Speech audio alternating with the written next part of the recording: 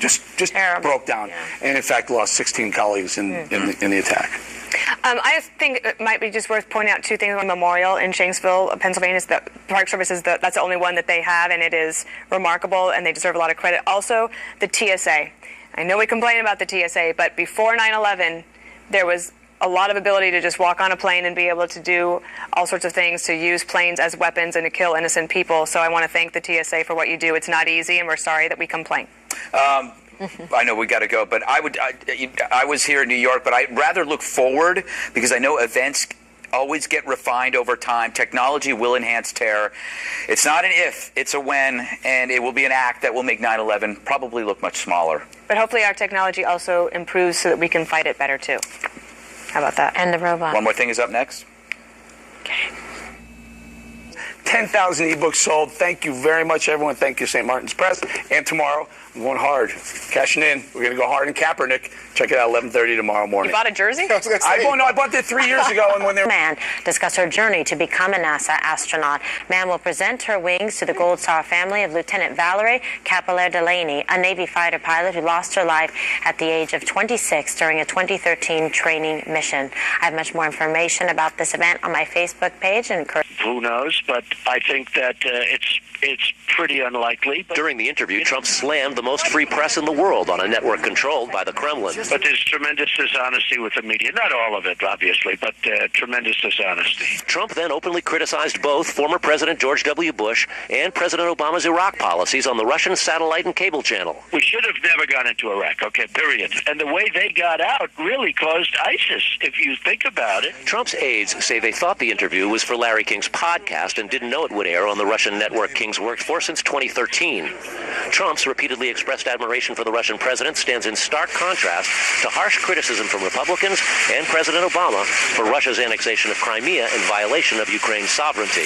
I'm not confident that we can trust the Russians and Vladimir Putin. But the Obama administration began with a push to reset U.S.-Russian relations. Then Secretary of State Hillary Clinton led the effort, which went off the rails at the start when a photo op with a toy reset button was mislabeled with the Russian word for overcharged. You did it wrong. I got it wrong. GOP leaders are distancing themselves from Trump's Russian charm offensive, too. House Speaker Paul Ryan, in a statement, said, quote, Putin is an aggressor who does not share our interests. Trump's exchange of compliments through the press with Putin doesn't sit well with foreign policy experts either. I think one has to be a little careful to let flattery affect one's judgment. Running mate Mike Pence is defending Trump's view of Putin. I think it's inarguable that Vladimir Putin has been a stronger leader in his country than Barack Obama has been in this country. Trump this week suggested North Korea would be China's problem, not the U.S.'s, if he becomes president.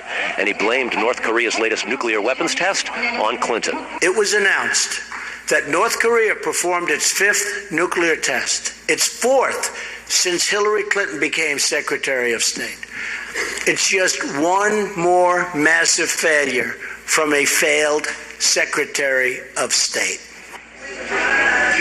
Trump tonight heads to conservative Pensacola, Florida for a rally. It's an area with a big concentration of military, something he's been concentrating on this week himself. And then tomorrow he'll attend funeral services for Phyllis Schlafly, the conservative icon who passed away earlier this week in St. Louis, Missouri. Brett? Carl Cameron here in Washington. Carl, thanks. As Hillary Clinton tried today to pump up her foreign policy and national security credentials in the midst of another serious foreign policy challenge for her old boss, her campaign is once again being accused of hypocrisy and playing the race card. Fox News correspondent Jennifer Griffin is with the Clinton campaign tonight in New York. The meeting with a bipartisan group of Republican and Democratic former national security advisors was planned before North Korea carried out a 5th nuclear test, its 2nd in a year. Secretary Clinton spoke to reporters after what was designed to look like a meeting in the Situation Room. I'm not waiting until November.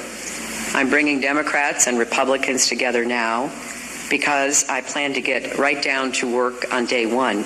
With polls showing a tightening race in all important battleground states where the African-American vote could prove crucial to the Clinton campaign, her running mate Tim Kaine visited Birmingham, Alabama, and a potent symbol of the civil rights movement, the 16th Street Baptist Church, which was bombed in 1963, killing 4 young girls among the churchgoers. On Thursday, Clinton spoke to students at a traditionally black university in North Carolina and then flew to Kansas City, where she delivered a speech to the National Baptist Convention. Clinton reminded the group of Baptists about what her opponent has said about President Obama. The racist and the haters. Hillary Clinton is a bigot who sees people of color only as votes. Are asking a judge for a default judgment against Hillary Clinton. The parents of Tyrone Woods and Sean Smith are suing Clinton for wrongful death, defamation, and other charges. They say she failed to respond to their lawsuit. No comment yet from the Clinton team. Tune in Sunday night, 8 p.m. for a live special report. I'll be speaking with the former chairman of the House Select Committee on Benghazi, Trey Gowdy, on the 9/11 anniversary and the anniversary of the Benghazi attacks. Special report is going 6 days a week until the election. And have been arrested for allegedly planning an attack near the Notre Dame Cathedral in Paris. Amateur video appears to show police arresting a 19-year-old suspect. Several gas canisters were found in a vehicle near the cathedral earlier this week. A Paris prosecutor says the women were radicalized by the Islamic State. A terror attack spearheaded by women would mark a new step in the ISIS campaign. Dozens of tourists were rescued, tested what may be its most powerful nuclear weapon to date. Today, President Obama's defense chief said the international community must redouble the pressure on North Korea to halt its nuclear program. Chief Washington correspondent James Rosen is monitoring reaction tonight from the State Department. The country's second nuclear test this year, its fifth overall, was successful, with scientists having standardized a nuclear warhead that can be mounted on ballistic missiles.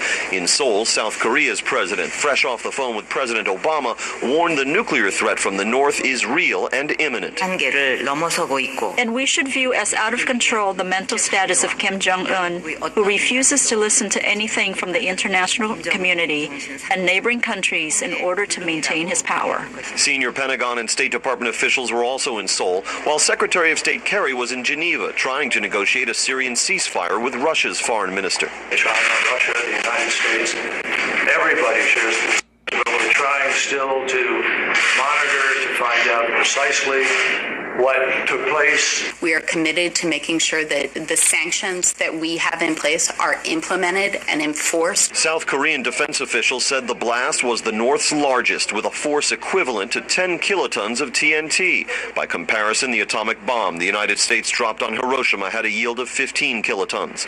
To collect environmental samples for radiation testing, the Pentagon sent a WC-135 surveillance plane to the region, but early assessments suggest the device featured a uranium core, which, if true, would mean the impoverished, heavily sanctioned North is far along on both of the known pathways to a nuclear weapon, uranium and plutonium. I do not simply understand why they are continuing like this way. The UN Security Council swiftly scheduled a closed-door emergency session, but the North's patron, China, wields veto power there and only fitfully pressures its client state to curb its nuclear ambitions. Indeed, a top North Korean nuclear official, Cho Son-hui, visited Beijing Wednesday, and analysts doubt the test would have gone off if she had received a genuine warning from the Chinese. The North Koreans, I think, got a big green light, and it also says that the fundamental assumption of American foreign policy towards North Korea is wrong. China is not on our side. China is actively working to help the North Koreans.